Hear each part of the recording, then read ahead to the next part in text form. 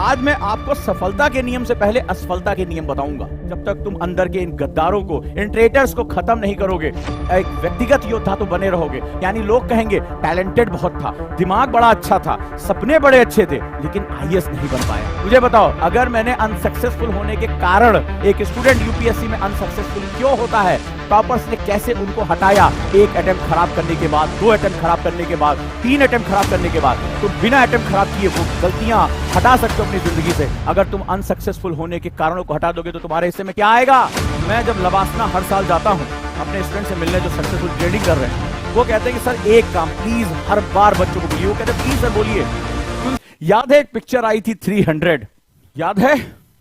उस पिक्चर में एक कैरेक्टर हुआ करता था, तो ये बहुत महाबली था। बड़े बड़े ध्यान से मैंने आज की बातें आपको सिखाई हैं। तो 300 मूवी में ये स्पार्टन बहुत बहुत जो है ये बहुत जबरदस्त योद्धा थे। तुम्हें पता है उस पिक्चर को अगर तुमने देखा होगा तो वो हारे क्यों थे? वो हारे थे एक गद्दार की वजह से। उनके बीच में एक गद्दार था जिसने जाकर इनके दुश्मनों को सारी सूचना, इनकी स्ट्रेटेजिक लोकेशन, ये सब कुछ दे दी थी। ये सब कुछ दे दी थी और इस गद्दार की वजह से ये सारे के सारे योद्धा मारे गए थे। नहीं तो ये जब तक लड़े ये अपने दुश्मनों पर भारी रहे। तो मैं कहानी कहां से शुरू कर रहा हूं? मैं कहानी शुरू कर रहा हूं कि जब आज मैं आपको सफलता के नियम से पहले असफलता के नियम बताऊंगा। आज आपको आपके अंदर छिपे हुए आंतरिक गद्दारों से परिचित कराऊंगा। आज मैं आपको बताऊंगा कि आपकी जिंदगी में हम सफलता के सेमिनार सुनते हैं, हम मोटिवेशन की बातें सुनते हैं, हम सफल कैसे हों ये तो हमें पता होता है। कितनी बार आपने वीडियो सुने होंगे, सुबह जल्दी उठ के पढ़ना चाहिए, इतने घंटे पढ़ना चाहिए, रेगुलर पढ़ना चाहिए, अनुशासन का पालन करना चाहिए। लेकिन आज मैं इसके उलट कुछ बताऊंगा कि क्या आप नहीं करते हैं, क्यों सुनने के बाद भी हमसे वो पालन नहीं हो पाता। जब तक तुम अंदर के इन गद्दारों को, इन ट्रेटर्स को खत्म नहीं करोगे, तुम एक व्यक्तिगत योद्धा तो बने रहोगे। यानी लोग कहेंगे टैलेंटेड बहुत था, दिमाग बड़ा अच्छा था, सपने बड़े अच्छे थे, लेकिन आईएएस नहीं बन पाया। क्या तुम अपनी जिंदगी में यह सुनना चाहते हो? मुझे बताओ, क्या तुम यह सुनना चाहते हो कि यार टैलेंटेड बहुत था, बचपन से लोगों ने कहा इसके अंदर तो आईएएस मटेरियल है, यह तो आईपीएस बनेगा ही बनेगा, लेकिन तुम सफल नहीं हो पाए। क्यों? क्योंकि तुमने सफलता के नियमों को तो जाना, असफलता के नियमों को कभी सीख नहीं पाए। तो आज मैं तुम्हें बताने जा रहा हूं असफलता के नियम। आज मैं तुम्हें समझाने जा रहा हूं वो चीजें जो तुम्हें असफल करती हैं। रेडी? तो चलिए अब बात करते हैं। तो असफलता के नियमों को अगर मैंने हटा दिया तो मेरे पास क्या रहेगी? मुझे बताओ, अगर मैंने अनसक्सेसफुल होने के कारण, एक स्टूडेंट यूपीएससी में अनसक्सेसफुल क्यों होता है, टॉपर्स ने कैसे उनको हटाया, एक अटेम्प्ट खराब करने के बाद, 2 अटेम्प्ट खराब करने के बाद, 3 अटेम्प्ट खराब करने के बाद, तुम बिना अटेम्प्ट खराब किए वो गलतियां हटा सकते हो अपनी जिंदगी से। अगर तुम अनसक्सेसफुल होने के कारणों को हटा दोगे तो तुम्हारे हिस्से में क्या आएगा? क्या आएगा? मुझे कमेंट बॉक्स में सबसे चाहिए, क्या है तुम्हारे हिस्से में? अगर असफलता के कारणों को हटा दोगे तो तुम्हारे जीवन में क्या बचा? तुम्हारी मेहनत है, तुम्हारा लगन है, तुम्हारा परिश्रम है, तुम्हारा ध्येय है, टीचर का गाइडेंस है। तुम्हारे हिस्से में क्या आएगा? बिल्कुल सही तुमने कहा, और वो है सक्सेस। और इसी के लिए तो तुम आए हो, इसी के लिए तो तुम्हारे पिता ने, माता ने इतना दांव लगाया है। तो चलो बढ़ते हैं और सीखते हैं नियमों को। पहला डोंट, यानी वो गद्दार जो तुम्हारे अंदर है, जो तुमसे गलती करवाता है, जो तुम्हें जीतने नहीं देता, सबसे पहले उसके बारे में जान लो। पहली गलती होती है, स्टूडेंट आता है, पूछता है क्लास कब शुरू हो रही है, पूछता है कौन सी किताब पढ़े, टीचर कैसा है, कोचिंग कितनी है, फीस कितनी है, लेकिन वो कभी भी फंडामेंटल नहीं जानता है।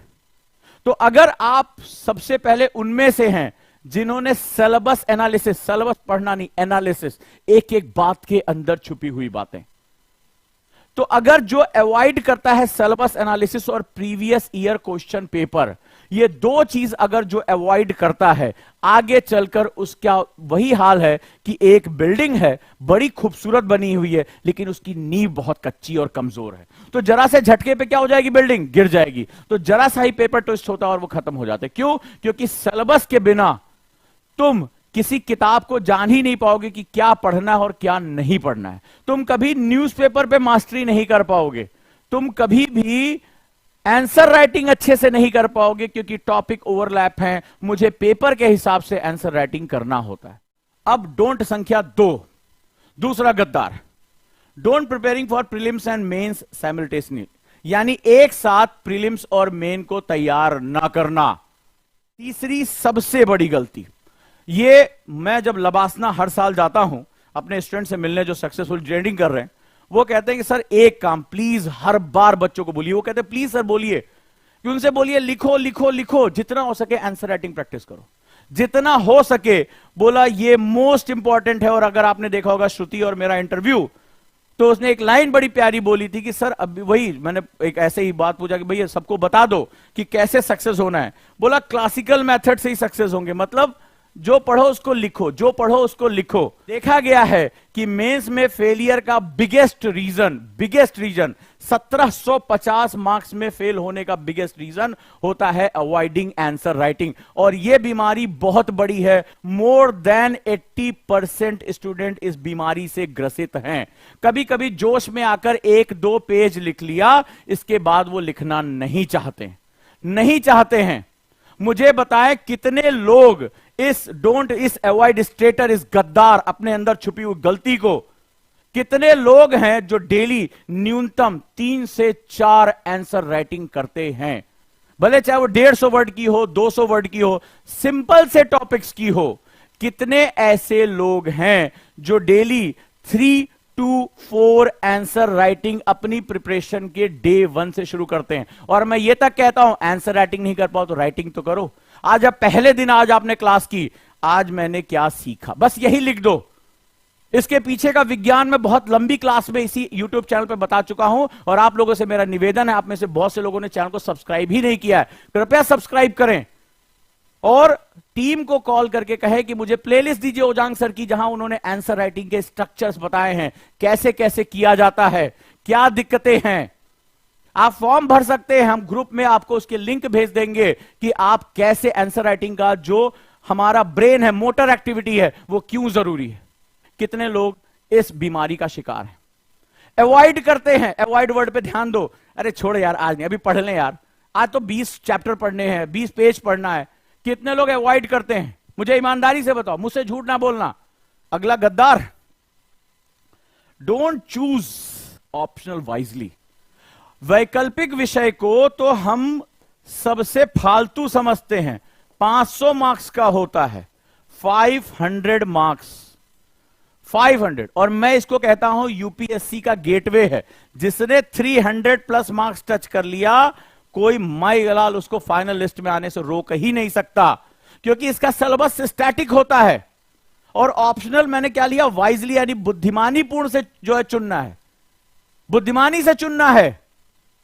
तो बुद्धिमानी से कैसे चुनते हैं, अरे वो फलानवा ने जो है, एक बच्चे ने में से हिंदी मीडियम के बच्चे ने फोन किया, बोला सर इस बार का जो टॉपर है उसने मैथ्स लिया था, हम भी गणित लेंगे। मैंने कहा क्यों लोगे, किसी आईआईटी से पढ़कर आए हो, टॉप यूनिवर्सिटी से? बोला नहीं, लेकिन वो टॉपर बन गया क्योंकि उसने मैथ्स लिया था। अरे क्या बातें कर रहे हो तुम, उसने मैथ्स लिया था, उसमें उसका इंटरेस्ट था, इसलिए वो टॉपर बना। वो टॉपर था, मैथ्स ले लिया, इसलिए मैं मैथ्स ले लूंगा। मैंने कहा मीडियम क्या, उसने कहा हिंदी। मैंने कहा मार्केट में आज मेरे कहने से चले जाओ और रेफरेंस बुक ढूंढ लाओ, रेफरेंस किताबें खरीद लाओ। गया, अगले 1-2 दिन बाद फोन आया, सर नहीं मिल रही, 1-2 किताब छोड़कर कोई किताब ही नहीं मिली। मैंने कहा पढ़ोगे कैसे? बोला सर बचा लिया आपने। तो हम क्या होता है, देखा देखी करते हैं काम। हमें क्या करना होता है, अपनी इंटरेस्ट जिसमें आप लंबे समय तक फोकस कर सको, टीचर की बात समझ सको, किताबें आसानी से उपलब्ध हो, नोट्स आसानी से उपलब्ध हो, प्रैक्टिस टेस्ट उपलब्ध हो, तब कहीं जाकर मैं क्या कर पाऊंगा, इसमें अपना सब्जेक्ट डोमेन लेकर आ पाऊंगा। 5, जिसको मैं हमेशा कहता हूं, इसके बिना तो आगे तुम कुछ कर ही नहीं पाओगे, इग्नोरिंग टेस्ट एंड आरएसएम। ठीक है, मैं पढ़ूंगा। तो हम लोग जब क्लास में पढ़ते हैं तो फॉरवर्ड स्टडी मेथड के साथ होते हैं, यानी आगे पढ़ते चले जाते हैं, सिलेबस पूरा करते हैं, है ना।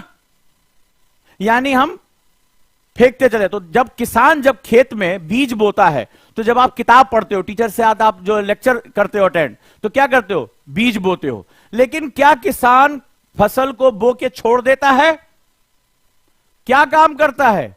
तुम क्या काम कर रहे हो, तुमने फसल को बो दिया, लास्ट में किसान क्या करता है? जब फसल पक जाती है तो क्या काम करता है?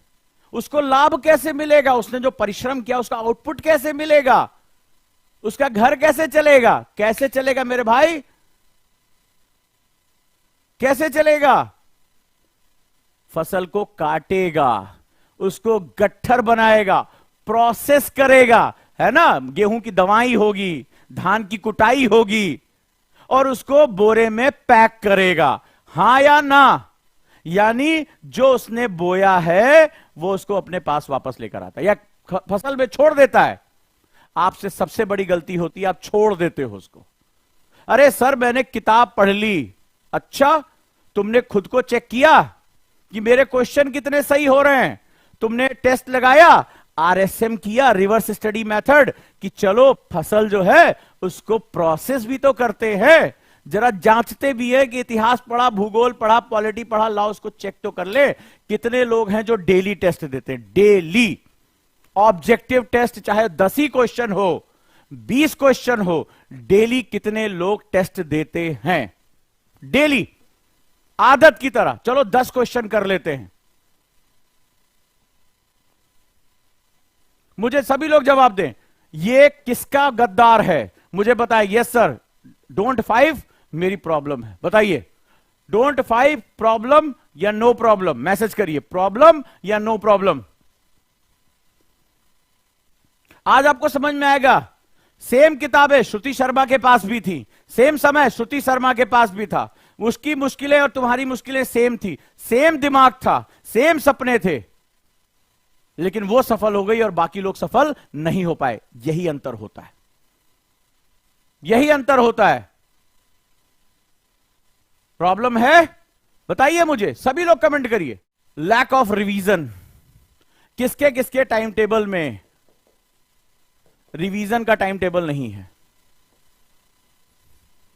कि अगर मैं 4 घंटे पढ़ा तो मुझे 1 घंटे रिवीजन करना ही करना है। जो पढ़ा वो रिवाइज करना है, उसके वॉइस लेक्चर बनाने हैं, उसके शॉर्ट नोट्स बनाने हैं।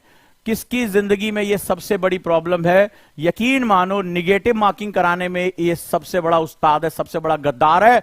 तुम एग्जाम में जाओगे, कितनी बार हुआ सर, अरे यार ये पढ़ा था, ये पढ़ा था, वो किताब के कोने में लिखा था, लेकिन नहीं हो रहा है मेरे से, और आप गलत निशान लगा के चले आते हो, माइनस मार्किंग करा के चले आते हो। लैक ऑफ रिवीजन की वजह से आपको कितनी बार ऐसा लगा कि इससे पहले तुमने कोई कंपटीशन दिया, तुम्हारे हाथ से मौके छीन लिए गए। ये गद्दार किसका है? अगर है तो आज रिवीजन के लिए टाइम निकाल लो। रात में सोने से पहले मोबाइल फेंक दो, लेकिन रिवीजन को अपने पास लेकर आओ। जो पढ़ा है उसको मनन करें। मन के अंदर एक व्हाइट बोर्ड बनाओ। सबसे अच्छा तरीका बता रहा हूं। बिस्तर पे थक गए हो, लेट जाओ, बैठ जाओ, और मन के अंदर एक व्हाइट बोर्ड बनाओ, और जो चीज है उस पर सोचो कि तुम एक टीचर हो, इस पर लिख रहे हो। जो तुमने रिवीजन किया उस पर लिख के देखने की कोशिश करो। बेस्ट मेथड है, बेस्ट मेथड है। तो मुझे सब लोग बताओ, ये गद्दार किसका है जो उसकी सक्सेस को रोक रहा है? अब बात करते हैं 7वें गद्दार की, वो जो तुम्हें अंदर से खोखला करता है। Excessive time for newspaper. तुम कहोगे सर न्यूज़पेपर पढ़ना जरूरी है। मैं ऐसे ऐसे स्टूडेंट से मिला 2-2 घंटे अंग्रेजी ना पढ़ पाने के कारण या किसी और कारण से क्या हो रहा है उनके साथ, वो न्यूज़पेपर ही नहीं पढ़ पाते। वो पढ़ते रहते, 2-2, 3-3 घंटा लगा देते हैं। अरे तुम जब न्यूज़पेपर में इतना टाइम लगा दोगे तो तुम बाकी सब्जेक्ट कब पढ़ोगे?